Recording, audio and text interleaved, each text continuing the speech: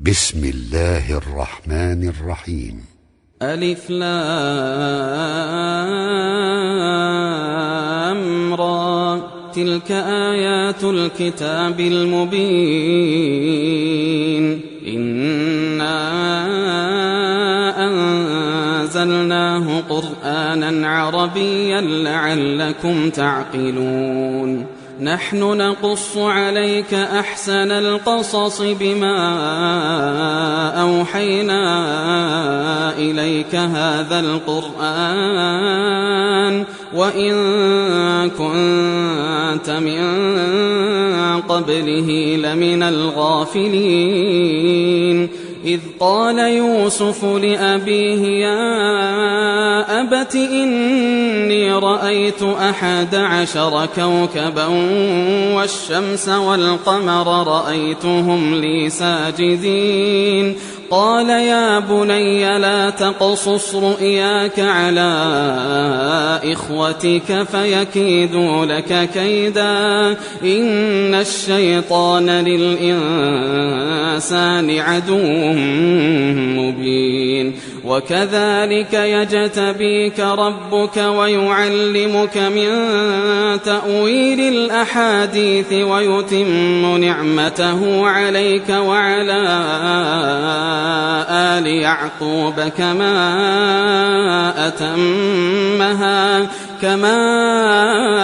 أتمها على أبويك من قبل إبراهيم وإسحاق إن ربك عليم حكيم. لقد كان في يوسف وإخوته آيات للسائلين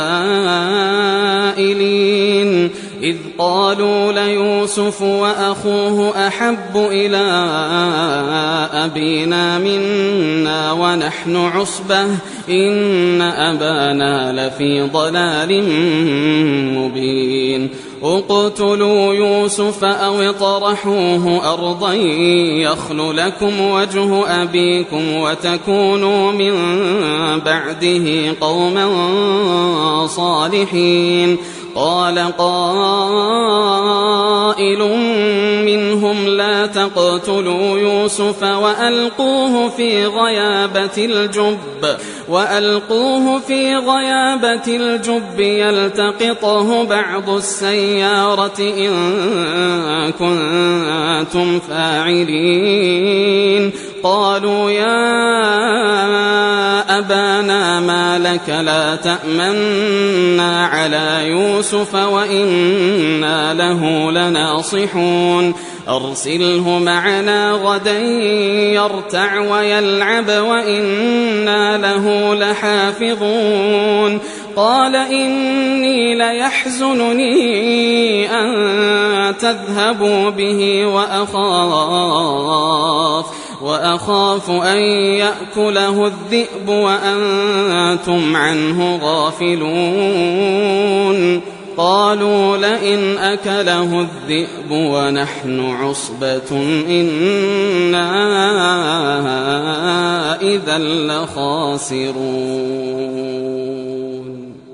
فلما ذهبوا به وأجمعوا أن يجعلوه في غيابة الجب وأوحينا إليه لتنبئنهم بأمرهم هذا وهم لا يشعرون. وجاءوا أباهم عشاء يبكون. قالوا يا أبانا إنا ذهبنا نستبق وتركنا يوسف عند متاعنا فأكله الذئب وما أنت بمؤمن لنا ولو كنا صادقين. وجاءوا على قميصه بدم كذب قال بل سولت لكم أنفسكم أمرا فصبر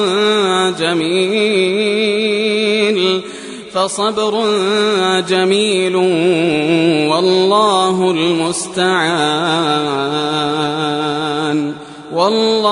المستعان على ما تصفون. وجاءت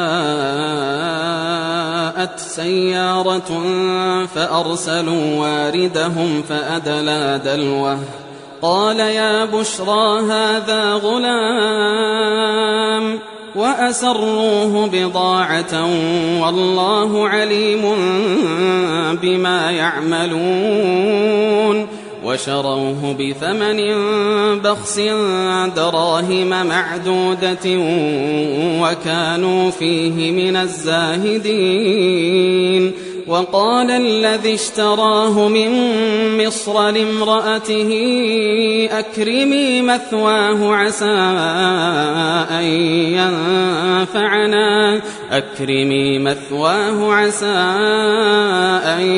ينفعنا أو نتخذه ولدا وكذلك مكنا ليوسف في الأرض ولنعلمه من تأويل الأحاديث والله غالب على أمره ولكن أكثر الناس لا يعلمون. ولما بلغ أشده آتيناه حكما وعلما وكذلك نجزي المحسنين. وراودته التي هو في بيتها عن نفسه وغلقت الأبواب وقالت هيت لك قال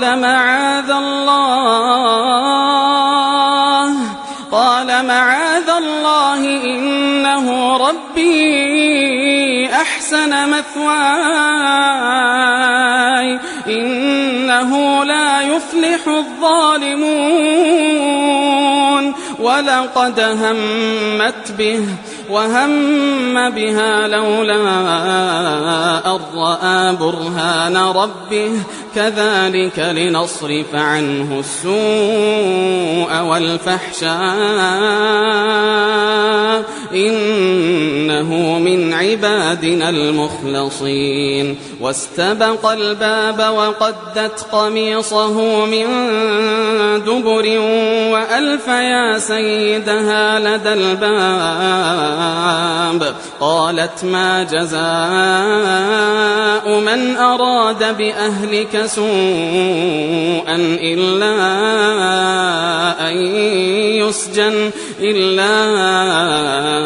أن يسجن أو عذاب أليم. قال هي راودتني عن نفسي وشهد شاهد من أهلها إن كان قميصه قد من قبل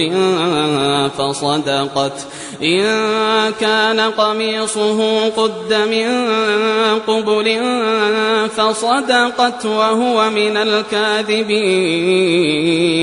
وإن كان قميصه قد من دبر فكذبت وهو من الصادقين. فلما رأى قميصه قد من دبر قال إنه من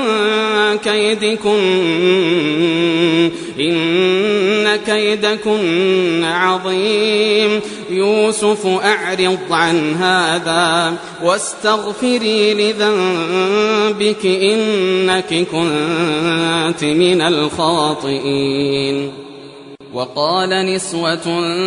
في المدينة امرأة العزيز تراود فتاها عن نفسه قد شغفها حبا إنا لنراها في ضلال مبين. فلما سمعت بمكرهن أرسلت إليهن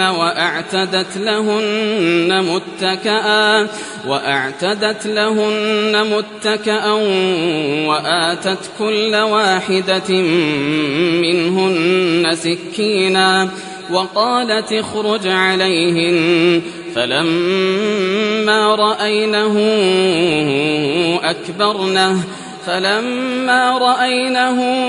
أكبرنه وقطعن أيديهن وقلن حاش لله ما هذا بشرا إن هذا إلا ملك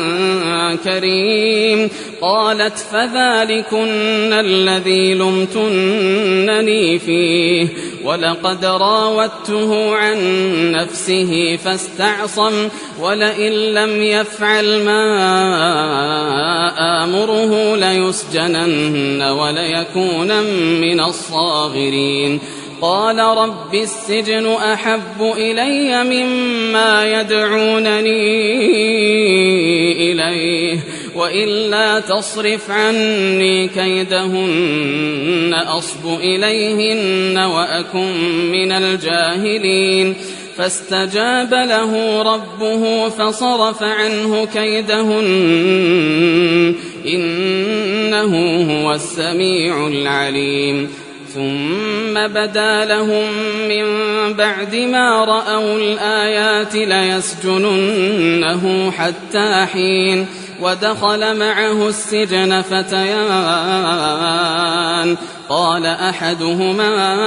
إني أراني أعصر خمرا وقال الآخر إني أراني أحمل فوق رأسي خبزا تأكل الطير منه نبئنا بتأويله إنا نراك من المحسنين قال لا يأتيكما طعام ترزقانه إلا نبأتكما بتأويله قبل أن يأتيكما ذلكما مما علمني ربي إني تركت ملة قوم لا يؤمنون بالله وهم بالآخرة هم كافرون واتبعت ملة آبائي إبراهيم وإسحاق ويعقوب ما كان لنا أن نشرك بالله من شيء ذلك من فضل الله علينا وعلى الناس ولكن أكثر الناس لا يشكرون يا صاحبي السجن أأرباب متفرقون خير أم الله الواحد القهار ما تعبدون من دونه إلا أسماء سميتموها أنتم وآباؤكم ما أنزل الله بها من سلطان إن الحكم إلا لله أمر ألا تعبدوا إلا إياه ذلك الدين القيم ولكن أكثر الناس لا يعلمون يا صاحبي السجن أما أحدكما فيسقي ربه خمرا وأما الآخر فيصلب فتأكل الطير من رأسه قضي الأمر الذي فيه تستفتيان وقال للذي ظن أنه ناج منهم اذكرني عند ربك فأنساه الشيطان ذكر ربه فلبث في السجن 9 سنين وقال الملك إني أرى 7 بقرات سمان 7 بقرات سمان يأكلهن 7 عجاف و7 سنبلات خضر وأخر يابسات يا أيها الملأ أفتوني في رؤياي إن كنتم للرؤيا تعبرون قالوا أضغاث أحلام وما نحن بتأويل الأحلام بعالمين وقال الذي نجا منهما وادكر بعد أمة أنا أنبئكم بتأويله فأرسلون يوسف أيها الصديق أفتنا في 7 بقرات سمان يأكلهن 7 عجاف و7 سنبلات خضر وأخر يابسات لعلي أرجع إلى الناس لعلهم يعلمون قال تزرعون 7 سنين دأبا فما حصدتم فذروه في سنبله إلا قليلا مما تأكلون ثم يأتي من بعد ذلك 7 شداد يأكلن ما قدمتم لهن إلا قليلا مما تحصنون ثم يأتي من بعد ذلك عام فيه يغاث الناس وفيه يعصرون وقال الملك ائتوني به فلما جاءه الرسول قال ارجع إلى ربك فاسأله ما بال النسوة اللاتي قطعن أيديهن إن ربي بكيدهن عليم قال ما خطبكن إذ راوتن يوسف عن نفسه قلنا حاش لله ما علمنا عليه من سوء قالت امرأة العزيز الآن حصحص الحق أنا راودته عن نفسه وإنه لمن الصادقين ذلك ليعلم أني لم أخنه بالغيب وأن الله لا يهدي كيد الخائنين وما أبرئ نفسي إن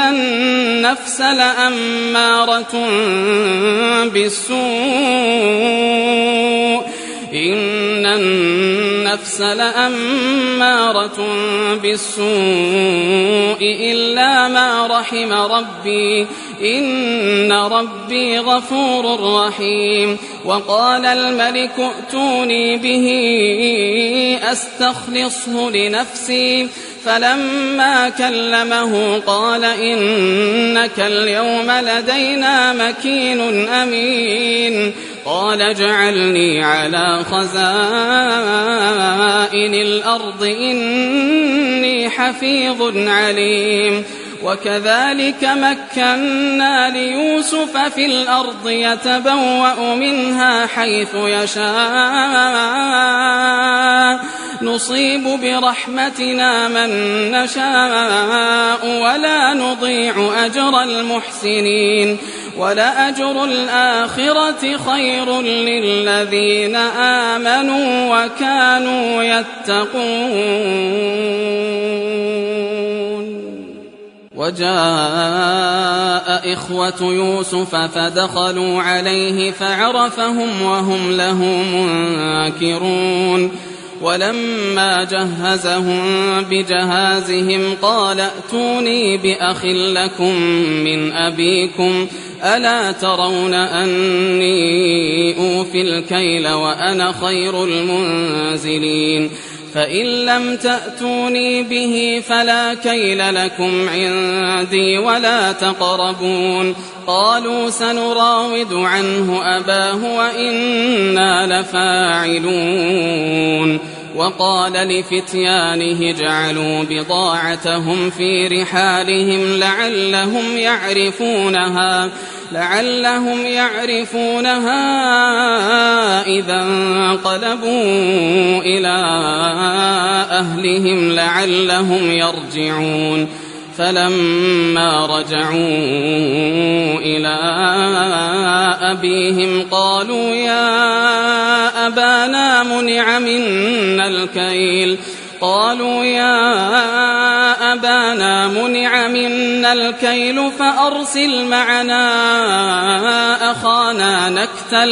فأرسل معنا أخانا نكتل وإنا له لحافظون قال هل آمنكم عليه إلا كما أمنتكم على أخيه من قبل فالله خير حافظا وهو أرحم الراحمين ولما فتحوا متاعهم وجدوا بضاعتهم ردت إليهم قالوا يا أبانا ما نبغي هذه بضاعتنا ردت إلينا ونمير أهلنا ونحفظ أخانا ونزداد كيل بعير ذلك كيل يسير قال لن أرسله معكم حتى تؤتون موثقا من الله لتأتونني به إلا أن يحاط بكم فلما آتوه موثقهم قال الله على ما نقول وكيل وقال يا بني لا تدخلوا من باب واحد وادخلوا من أبواب متفرقة وما أغني عنكم من الله من شيء إن الحكم إلا لله عليه توكلت وعليه فليتوكل المتوكلون ولما دخلوا من حيث أمرهم أبوهم ما كان يغني عنهم من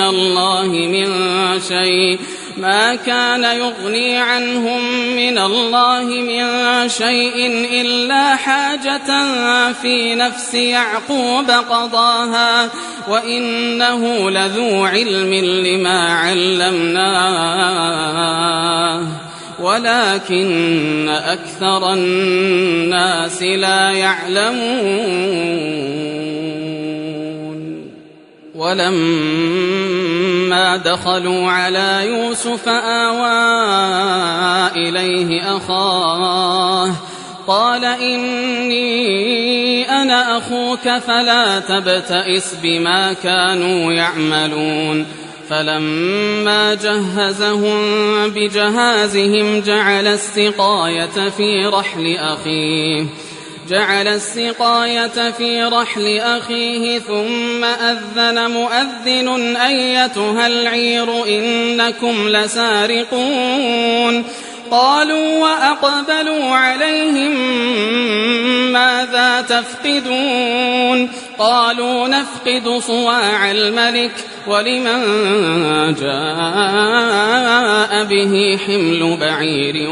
وأنا به زعيم قالوا تالله لقد علمتم ما جئنا لنفسد في الأرض وما كنا سارقين قالوا فما جزاؤه إن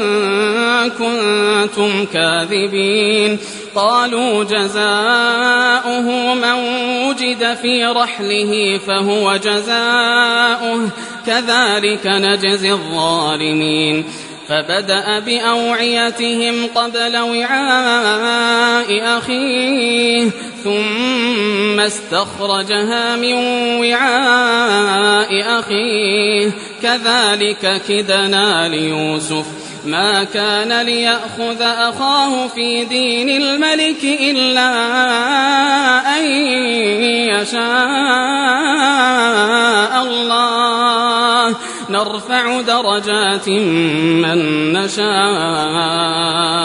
وفوق كل ذي علم عليم قالوا إن يسرق فقد سرق أخ له من قبل فأسرها يوسف في نفسه ولم يبدها لهم قال أنتم شر مكانا والله أعلم بما تصفون قالوا يا أيها العزيز إن له أبا شيخا كبيرا فخذ أحدنا مكانه إنا نراك من المحسنين قال معاذ الله أن نأخذ إلا من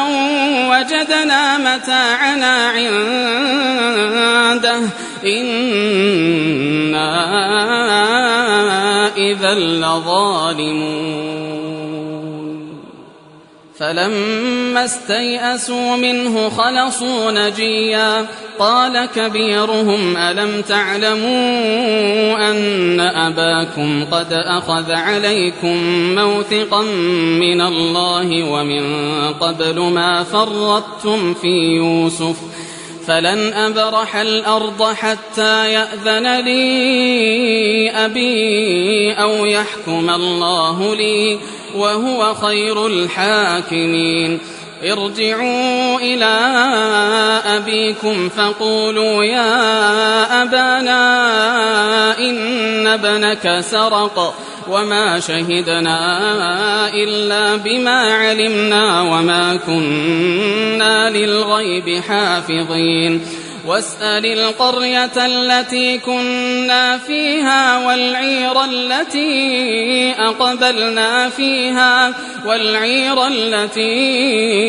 أقبلنا فيها وإنا لصادقون قال بل سولت لكم أنفسكم أمرا فصبر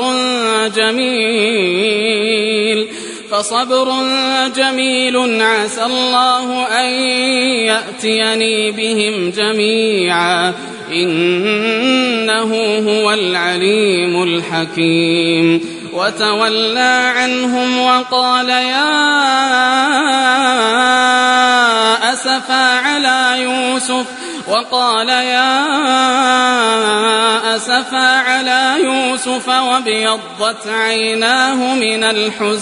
وابيضت عيناه من الحزن فهو كظيم قالوا تالله تفتأ تذكر يوسف حتى تكون حرضا أو تكون من الهالكين قال إنما أشكو بثي وحزني إلى الله وأعلم من الله ما لا تعلمون يا بني يذهبوا فتحسسوا من يوسف وأخيه ولا تيأسوا من روح الله إنه لا ييأس من روح الله إلا القوم الكافرون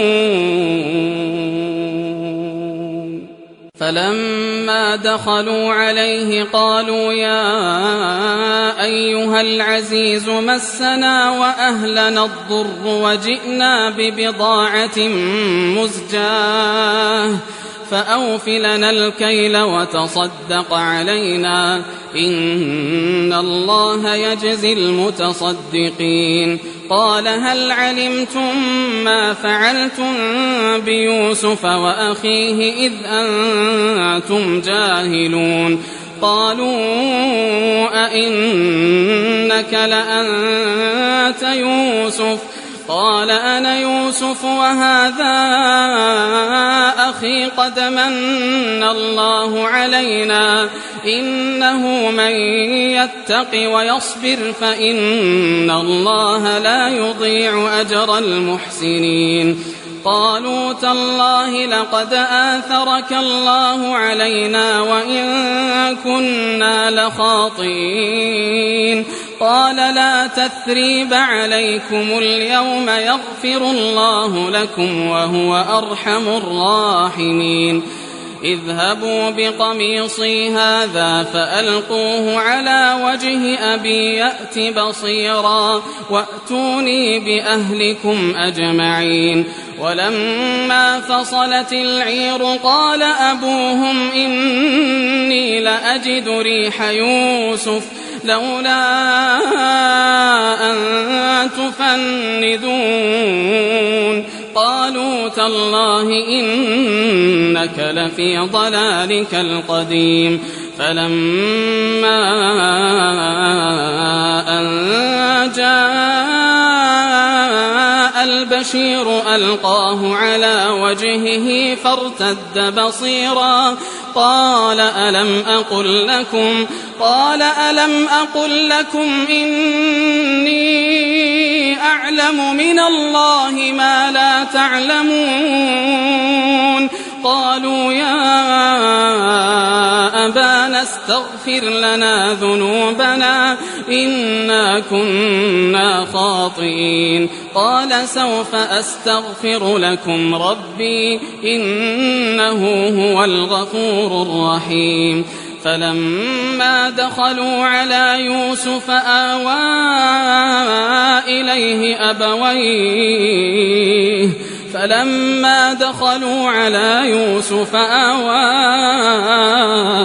إليه أبويه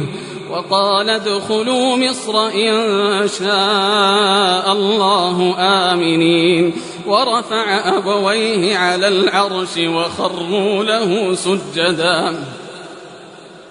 وقال يا أبت هذا تأويل رؤياي من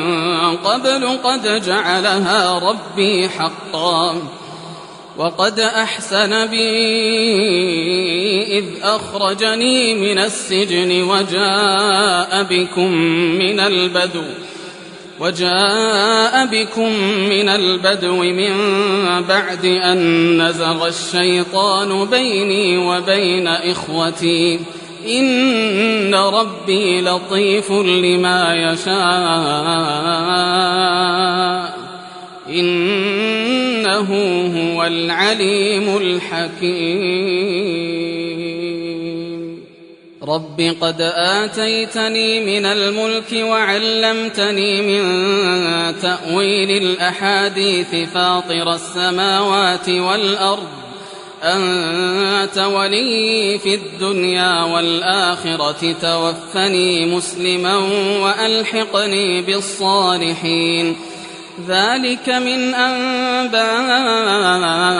الغيب نوحيه إليك وما كنت لديهم إذ أجمعوا أمرهم وهم يمكرون. وما أكثر الناس ولو حرصت بمؤمنين وما تسألهم عليه من أجر إن هو إلا ذكر للعالمين. وكأين من آية في السماوات والأرض يمرون عليها وهم عنها معرضون وما يؤمن أكثرهم بالله إلا وهم مشركون. أفأمنوا أن تأتيهم غاشية من عذاب الله أو تأتيهم الساعة بغتة وهم لا يشعرون. قل هذه سبيلي أدعو إلى الله على بصيرة أنا ومن اتبعني وسبحان الله وما أنا من المشركين. وما أرسلنا من قبلك إلا رجالا نوحي إليهم من أهل القرى أفلم يسيروا في الأرض فينظروا كيف كان عاقبة الذين من قبلهم ولدار الآخرة خير للذين اتقوا أفلا تعقلون. حتى إذا استيأس الرسل وظنوا أنهم قد كذبوا جاءهم نصرنا فنجي من نشاء ولا يرد بأسنا عن القوم المجرمين. لقد كان في قصصهم عبرة لأولي الألباب ما كان حديثا يفترى ولكن تصديق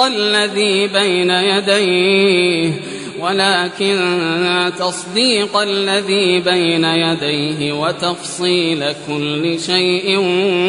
وهدى ورحمة لقوم يؤمنون.